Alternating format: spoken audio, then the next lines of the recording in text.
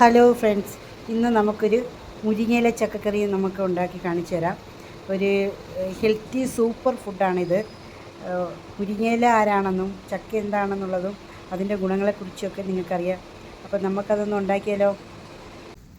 നമ്മൾ ചീരയും മുരിങ്ങയിലയും കൂടെ ഒന്നിച്ച് നമ്മൾ കഴുകി എടുത്ത്, അല്ലെങ്കിൽ കട്ടയ്ക്ക് കിടക്കും. ഒരു സൈഡിൽ മുരിങ്ങയിലയും ഒരു സൈഡിൽ ചക്കയായിട്ട് എടുക്കുക. അതുകൊണ്ടാണ് ഒന്നിച്ച് കഴുകിയത്.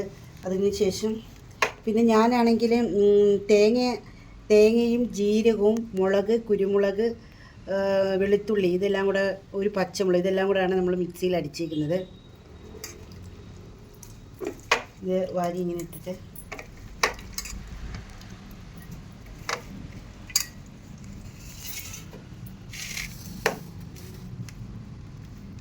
ഈ തേങ്ങ വാരി ഇതിലോട്ടിട്ടുക.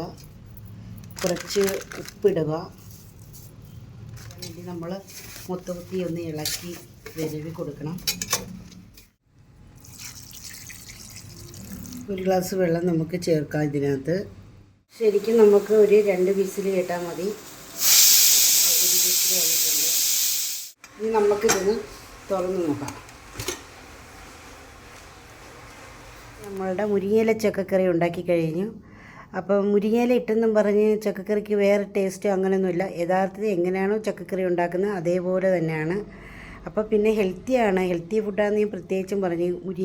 മുരിങ്ങയില കഴിക്കാത്തവരൊക്കെ ഇതിൻ്റെ കൂടെ ആകുമ്പോൾ അങ്ങ് കഴിച്ചോളും. ടേസ്റ്റ് വ്യത്യാസം കുറവൊന്നുമില്ല. അപ്പോൾ നിങ്ങൾ ഇതേപോലെ ഒന്ന് ഉണ്ടാക്കുക.